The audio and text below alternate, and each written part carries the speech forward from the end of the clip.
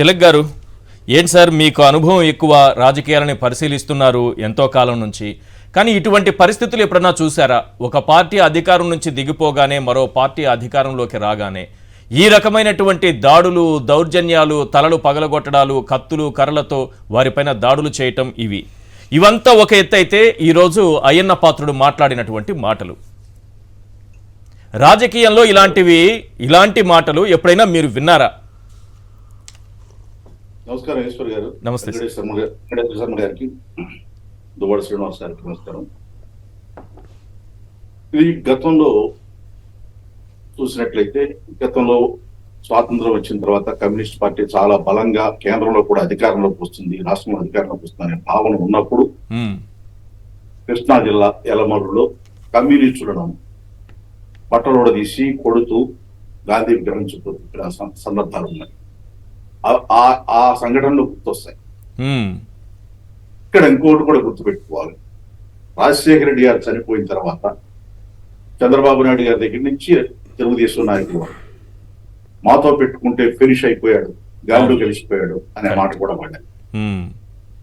ఇప్పుడు ఈ జరుగుతున్న సంఘటనని రాజకీయ కోణంలో విశ్లేషించి చూసినప్పుడు మనకు అర్థమయ్యేది ఏమిటంటే, చంద్రబాబు నాయుడు గారి అడుగులన్నీ కూడా గెలిచిన తర్వాత ఆయన అడుగులన్నీ కూడా కొడుక్కి రాజకీయ భవిష్యత్తు గురించి ఆలోచిస్తూ అడుగులు వేస్తున్నారు అనిపిస్తారు. లోకేష్ నాయుడుకు రేపు అడ్డంగా ఉండేది ఎవరు రాజకీయంగా? జగన్మోహన్. ఇంకో కోణంలో చూస్తే, మిత్రపక్షంలో చూస్తే పవన్ కళ్యాణ్ గారు. సరే, పవన్ కళ్యాణ్ గారి గురించి ఇప్పుడు మాట్లాడేవాడు.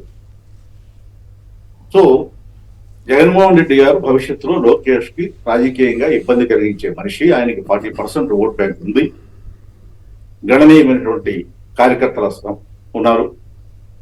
అందువల్ల ఈ పార్టీని అణిచేయాలి. ఈ పార్టీని బలమైన శక్తిగా కాకుండా బలహీనమైన శక్తిగా మార్చాలి.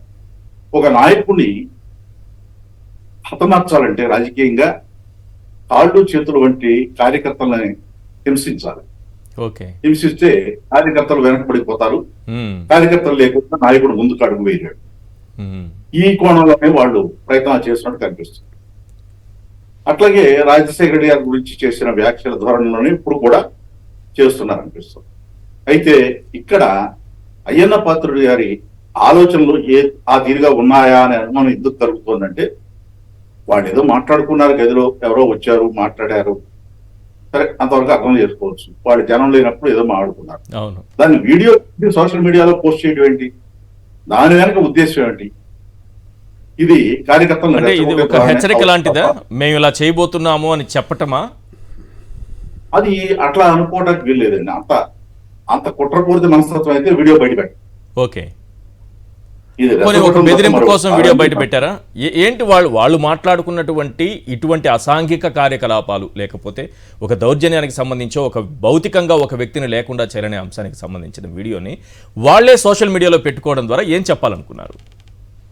కార్యకర్తలను రెచ్చగొట్టు. ఓకే, తెలుగుదేశం పార్టీ కార్యకర్తలను రెచ్చగొట్టు. ఇప్పుడు ఇక్కడ జరుగుతుంది. ఓకే, అప్పుడు చంద్రబాబు నాయుడు గారు రాళ్లతో కొట్టండి, సీసం పోసి సమాధి చేయండి, జగన్మోహన్ రెడ్డిని గాజు గ్లాస్ తో పొడవండి, ఇవి కూడా ఒక టైంలో రెచ్చగొట్టినటువంటి వ్యాఖ్యలే. సో ఇప్పటికీ అవి కంటిన్యూ అవుతున్నాయి, అంతేనా? చంద్రబాబు నాయుడు గారు గతంలో కూడా నాతో పెట్టుకుంటే ఫినిష్ అవుతావు అని కూడా అన్నారు. రాజశేఖర రెడ్డి గారు కూడా గాలిలో కలిసిపోయాడు అనే మాట వాడారు. అవును, అది కాదు, అది అప్పుడే జరిగితే ఎన్నికల ముందే జరిగేది. ఇప్పుడు రాజకీయంగా అణిచేయాలంటే కార్యకర్తలు ఎక్కడ కూడా బలంగా ఉన్నవాళ్ళు ఎవరు కూడా అడుగు ముందుకు వేయకూడదు, వాళ్ళని అణిచేయాలంటే ధోరణులు అవుతున్నాయి తప్ప.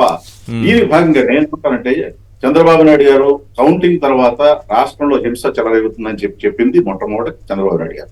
అవును, ఎలక్షన్ కమిషన్ చేసింది చంద్రబాబు నాయుడు గారు. ఎలక్షన్ కమిషన్ ఆదేశం మీద రాష్ట్రానికి కేంద్ర బలగాలు వచ్చింది అప్పట్లోనే, ఆయన ఫిర్యాదుల ఆధారంగానే. మరి ఆ కేంద్ర బలగాలు ఈ రాష్ట్రంలో ఏం చేసినాయి? రాష్ట్రంలో ఉన్న పోలీస్ శాఖ ఏం చేస్తుంది? ఎలక్షన్ కమిషన్ అపాయింట్ చేసినటువంటి డీజీపీ గారు ఏం చేస్తున్నారు? మరి ఎవరు అపాయింట్ చేశారో తెలియని చీఫ్ సెక్రటరీ గారు ఏం చేస్తున్నారు? ఇవన్నీ కూడా ప్రశ్నలే. అందువల్ల ఈ ప్రశ్నలకు సమాధానం దొరకాలంటే ముందు వైఎస్ఆర్ కాంగ్రెస్ పార్టీ గాయపడిన వారిని పరామర్శించడం ఒక ఎత్తు, ఈ జరుగుతున్న దాడులను అడ్డుకట్ట వేయడానికి ఏం చేయాలో ఆలోచించాలనేది నా మాట. ఓకే. ఎందుకంటే ఈ కట్టడి చేయాలంటే వీళ్ళ కార్యాచరణ ఉండాలి. కార్యాచరణ అంటే కొట్టమని కాదు, ఇంకోటి కాదు.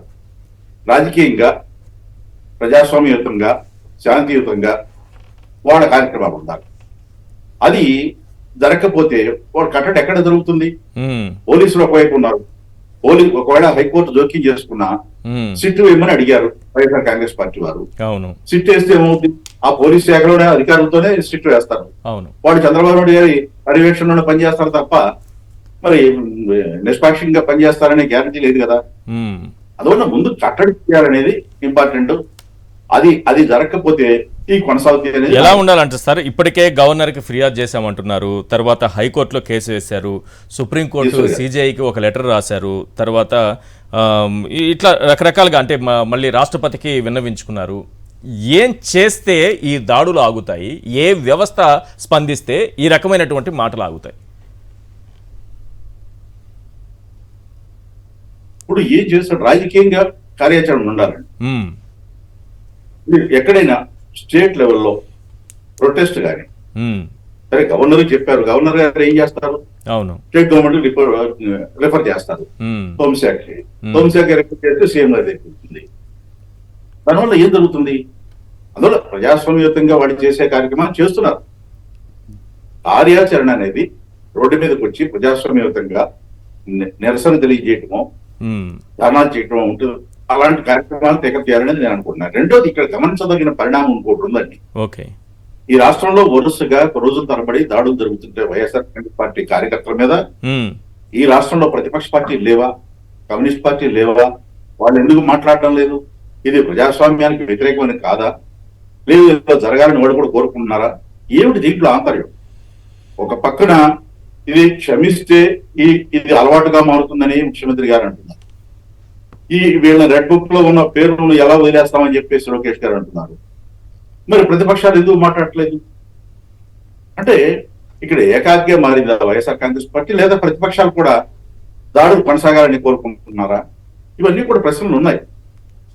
ఈ పెద్ద ఎత్తున చర్చ జరగాల్సి ఉంది. ఈ రాష్ట్రంలో హింస చెలరేగుతుందంటే ఇది ప్రజాస్వామ్యానికి విఘాతమా, రాజ్యాంగానికి విరుద్ధమా? ఓడిపోయిన వాళ్ళ మీద దాడులు చేయమని ఏ రాజ్యాంగంలో ఉంది? ఏ ప్రజాస్వామ్యంలో ఉంది? ఇవన్నీ కూడా ప్రశ్నలకు జవాబు చెప్పాల్సి ఉంది. అందువల్ల దీని మీద పెద్ద ఎత్తున చర్చ జరగాల్సి ఉంది. ఆ చర్చ నుంచి వీటిని కట్టడి చేసే మార్గం కనుగొనాల్సి ఉందని నేను అభిప్రాయపడతాను. రైట్.